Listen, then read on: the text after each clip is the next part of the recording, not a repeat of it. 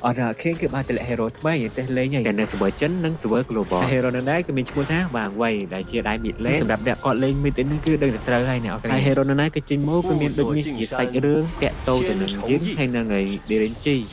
តែខ្ញុំអត់តបានមើលសាច់រឿងវាទេគាត់តែមើលខ្លះៗចឹងខ្ញុំក៏មិនតបានល្បិតដែរគាត់តែមើល skill សិនទេយើងតេស្ត skill សិនទេហើយបើខ្ញុំចាប់អារម្មណ៍ហ្នឹងគឺ ultimate របស់វាអ្នកអរគ្នា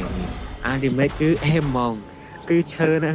រត់ហោះលងថ្មងបានទៀតហើយវាយូរណាក៏ដូច teleport ដែរតែបើយើងរត់ប៉ះ enemy ទៅក៏ស៊ីឈាមដែរអ្នកនរគ្នានៅពេលដែលយើងប្រើ RT នឹង hero យើងក៏នៅកន្លែងដើមដែរតែក៏យើងអាចបញ្ជាអាហ្នឹងបានអញ្ចឹងនឹងប្រយ័ត្នផងអ្នកនរគ្នានៅពេលដែលប្រើ RT អញ្ចឹងណាមើលមានសត្រូវជាមួយអត់ប្រយ័ត្នយើងប្រើ RT ទៅយើងឈរមកកន្លែងឲ្យគេវាយ free អញ្ចឹងគេចាប់អារម្មណ៍ skill ទី1 skill ទី1ពេលដាក់យើងនៅយើងដាក់យើងខ្លួនឯងពេលដាក់ខ្លួនឯងទៅគេវាយទៅដូចគេវាយយើងអាចចូលអ្នកនរគ្នាវាយវាមានដូចឈាមសវាឈាមអីចឹងណាវាលូតភ្លេចហ្នឹងវាអត់ចូលទេពេលយើងដាក់ចំសត្រូវទៅវាស៊ីឈាមសត្រូវតែពេលយើងដាក់ចំយើងទៅដូចយើងស្មើនឹងការពីយើងដែរហ្នឹង skill ទី1ក៏អេមដែរពេលយើងដាក់ combo មួយ skill ទី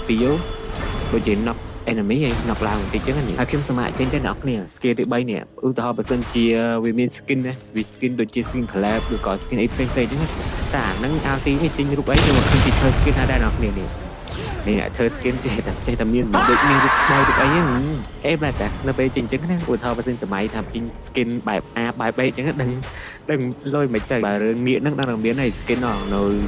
ប្រភេទតែ skin របស់ចិនណាតែចេញមកអត់មានអីក្រាបពីនៀកទេតែបើចេញឲ្យ skin បែបបស៊ីនៅខាងយើងវាអាចចេញអីប្លែកៗចឹងទៅអញ្ចឹងចំពោះ hero ក៏វាប៉ុណ្្នឹងទេខ្ញុំអត់ទាន់បានប្រយោជន៍អីច្រើនទេខ្ញុំគ្រាន់តែមើល skill មើលអីចឹងណារបៀបលេងអីចឹងទៅវាប៉ុណ្្នឹងទេហើយចាំវីដេអូរំអត់